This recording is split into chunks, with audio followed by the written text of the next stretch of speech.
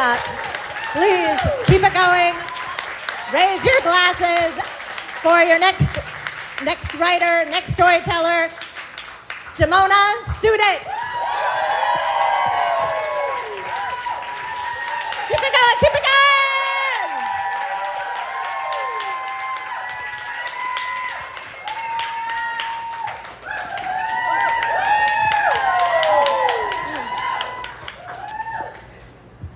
My name is Simona Sudit, and my story is called The Check. Take care of your younger siblings and cousins, get straight A's, keep a tidy home, know how to cook, but be careful not to eat too much. Be you, but less. That's the honest advice that I get from my dad. You see, I spend my whole life trying to figure out the right combination of things to say and do and be so that he can finally say he's proud of me, the way my grandma always does. She helped raise me. I was in her care most days. I went where she went and ate what she ate and watched what she watched, which was mostly concerts on Russian TV, but also soap operas, which was how we both learned English. As a 5-year-old, I could tell you every storyline in Young and the Restless and The Bold and the Beautiful. We did everything together, including some light fraud. I was 12 on our first trip to Las Vegas, but according to her, I was 10, so I could eat at the buffet for free. Oops, sorry about that. It was a stretch, considering my changing body, but nobody questioned it.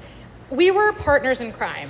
Once we finished eating, it was on to phase 2, filling the Tupperware containers she'd snuck into her purse. I was her favorite, and she never let me think otherwise. Maybe it's because I was the first grandchild, maybe it's because she named me, or maybe it's because we look so much alike. I don't know, but I was her little sunshine. And as the closest grandchild, both in proximity and in connection, I call and visit most often. But the closeness becomes harder to sustain as I get older.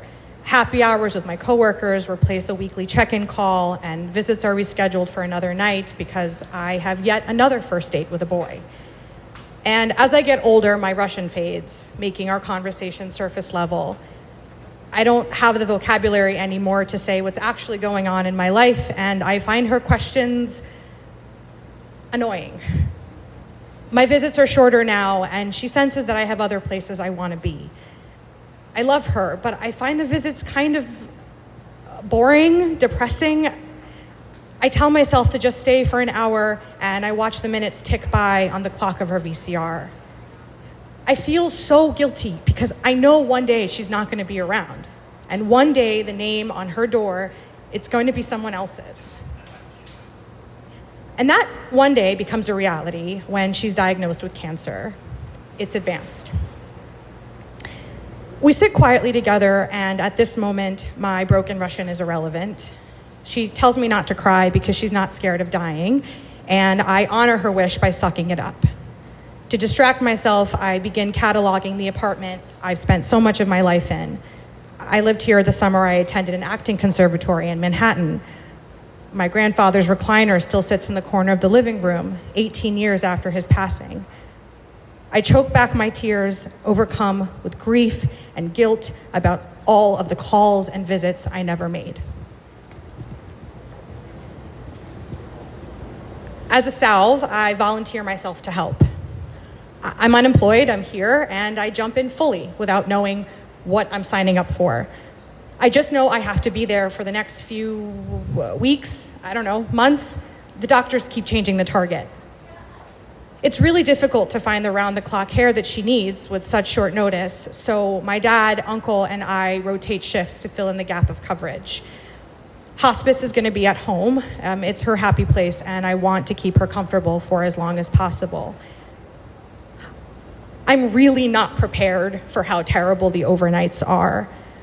I startle awake from her calling for me. She needs to go to the bathroom. She's spit up and I need to clean her.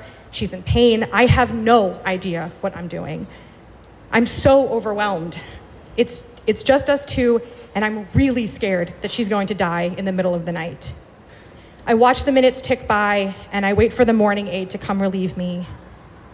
It's an honor to be able to care for her, but I'm angry that it's just me. It's unsaid, but I know that my siblings and cousins are glad I'm taking one for the team. No one wants to be in my shoes. My dad and uncle are grateful for the help. They don't get a reprieve, and so I don't either. The long-awaited beach trip to Puerto Rico, it's canceled. My perpetually overbooked social calendar is wiped clean. I stop looking for jobs.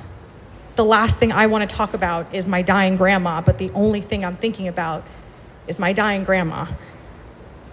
This is my new normal. My days being good or bad are totally dependent on how my grandmother is feeling. And for a moment, she's feeling good. Her appetite returns and the doctors extend her timeline. She has months, not weeks. We take a collective sigh, and my dad uses this opportunity to get away for a few days on a cruise, with my grandmother's blessing, of course. And while my dad is out to sea, I get the call. She's at a hospice facility in Bushwick, and she's hopped up on morphine, and she's in rapid decline. I'm not prepared for what I see in the hospital room. I just saw her a few days before, but she looks so tiny right now. Her face is gaunt, her eyes are open. She's here, but she's not here. I try and push the thought out of my head that she's going to die in this room, in this bed. I need to focus. We need to get in touch with my dad and get him here ASAP. All we can do is watch her rapidly decline as we wait for him. It's agony. I can't believe he left. I'm terrified that she's going to die before my dad returns. And the signs of dying stack. The edema, the frequency of the morphine drip, and my personal nightmare, the death rattle. This is the white noise in the background, and when too many seconds span in between a breath, my body clenches until I hear the rattle again. She's alive. He finally arrives late the next evening, exhausted, and puts his head on my shoulder. I think he's crying. I've never seen my dad cry. The three of us spend the night attempting to sleep while huddled around our matriarch, simultaneously feeling dread and maybe even relief upon hearing the rattle. They insist that I spend the third night at home, comfortably in my own bed. I'm running on fumes after a collective 6 hours of sleep over the last 2 days. I know they're right. I know I have to go home. And I also know that this is the last time that I will see my grandma. I ask for time alone and tell her everything I could possibly have left to say in my broken Russian. I tell her that if I have a daughter, I'll name her Sarah Mila in her and my grandpa's honor. I tell her I love her and I'm sorry I didn't visit her more often. I ask for forgiveness and kiss her head and try to remember her scent and how soft her hair feels. I know she asked me not to, but I can't suck it up anymore, and so I let myself cry. She dies a few days later, 9 days before I turn 34. My birthday's quiet. It's just a small dinner with immediate family at my parents' house. Before bed, I find my dad is in the doorway holding an envelope. He hands it to me and he says, "I didn't want to forget your gift." He retreats into his bedroom and I look down at the happy birthday written in his unmistakable handwriting on the envelope. I don't think that he's ever given me a card before. We don't do birthday gifts as a family either.